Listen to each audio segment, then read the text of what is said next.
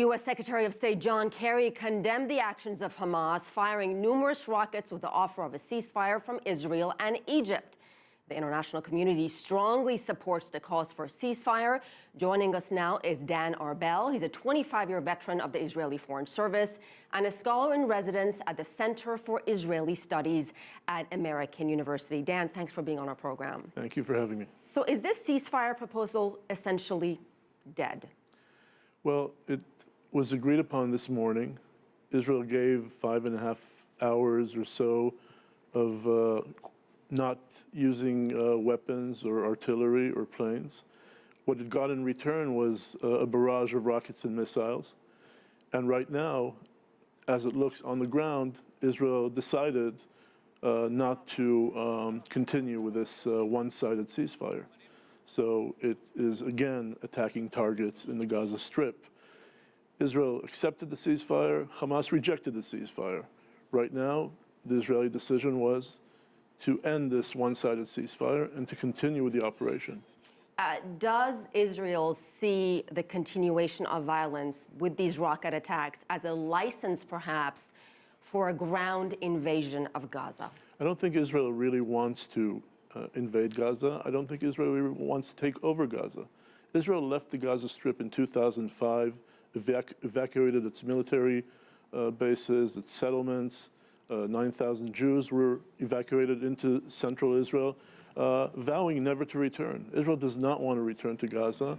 A ground operation, a full-fledged ground operation, may be in consideration if the circumstances deem it right.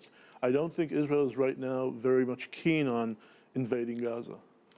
Palestinians say the root of the problem is Israel's occupation of Gaza. Not a ceasefire is not going to solve anything. It's just going to put a Band-Aid on the problem. Your reaction, sir? Israel's not occupying Gaza. As I said, Israel physically has not been in Gaza since 2005. Israel is...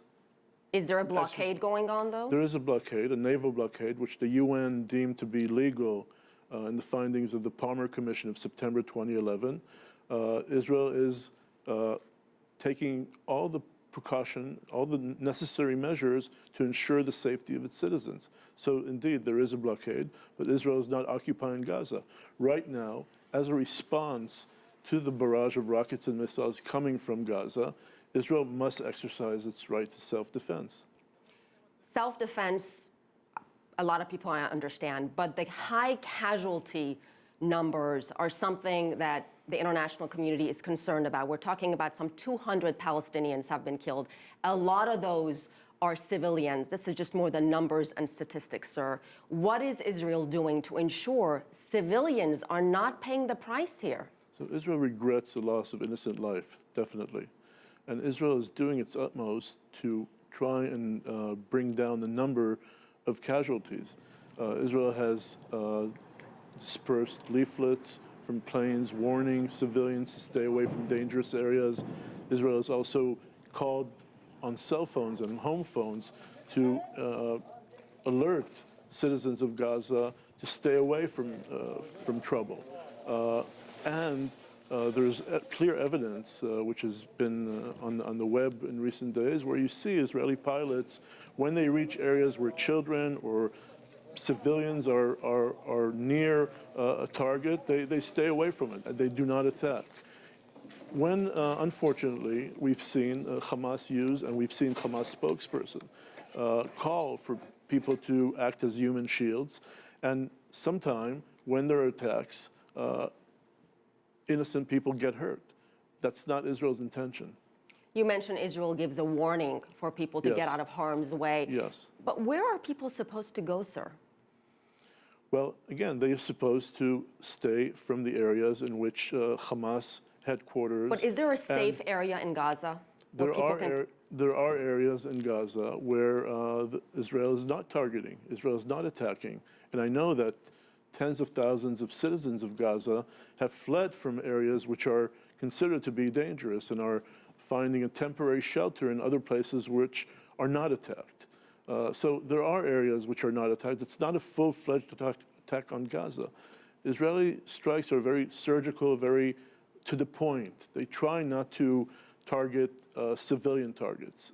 They do their utmost, and again, unfortunately, in these cases, sometimes citizens, innocent people do get hurt, and any loss of innocent life should be condemned.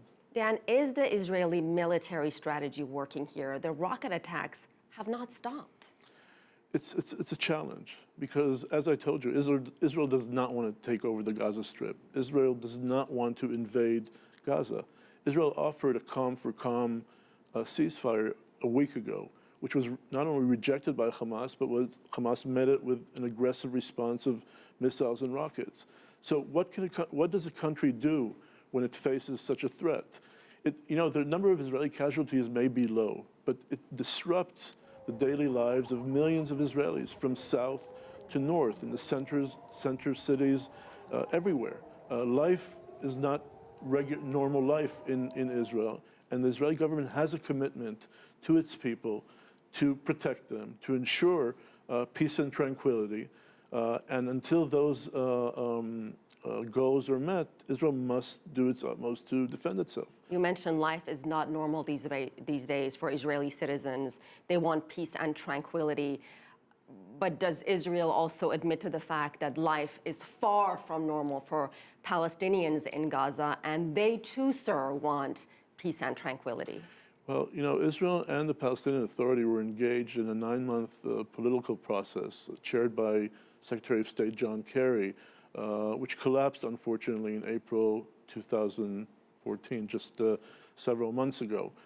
In those talks, Israelis and Palestinians were trying to hammer out their differences, trying to see if a solution to the problems between Israelis and Palestinians can be reached. Unfortunately, those talks did not go very far.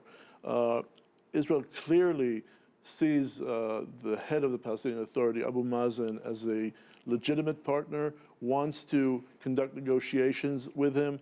Hopefully, as we deal now in the short term with the problems that emerge from the Gaza crisis, when that will be over, hopefully Israel and the Palestinian Authority can return to negotiations orchestrated by the United States. I'm very much afraid, though, that an unreformed Hamas, which does not recognize Israel, which does not abide by previous agreements, which does not renounce terrorism, cannot be a partner to such negotiations. And right now, Hamas is controlling Gaza. As long as Hamas is controlling Gaza, I very much think that it will be very difficult to advance peace in Gaza. But Israel is trying its utmost vis-a-vis the Palestinian Authority to advance negotiations. And will continue to do so in the future. Do you believe Abu Mazen or Mahmoud Abbas has any control over Hamas and its actions? I don't think so. Unfortunately, I don't see him at this point controlling what's going on in Gaza. None of his people are there. None of his military forces are there. So as long as there's a unity government between Fatah and Hamas, negotiation with Israel, is it out of the question? I think so. I think that as long as Hamas is part of a Palestinian government, negotiations with the Palestinians are out of the question. But this is an opportunity for Abbas to go a step further and to conduct negotiations in good faith with Israel without Hamas being involved. I think this crisis, which Hamas has created, has put the whole region into a very difficult position. Hamas is definitely undermining any possible efforts for peace. Dan, is any kind of ceasefire, is it still a possibility?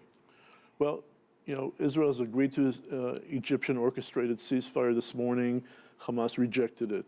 I do hope that the people in Gaza put pressure on Hamas and other organizations to come to their senses and to agree to a ceasefire in the near future. I think that a ceasefire is still a possible outcome, but as the days will go by and if attacks will continue on Israeli towns and civilians, I think Israel will have to resort to, as a last resort, go for a broad ground operation. All right, we'll leave it at that. Thank you so much, Dan Arbell.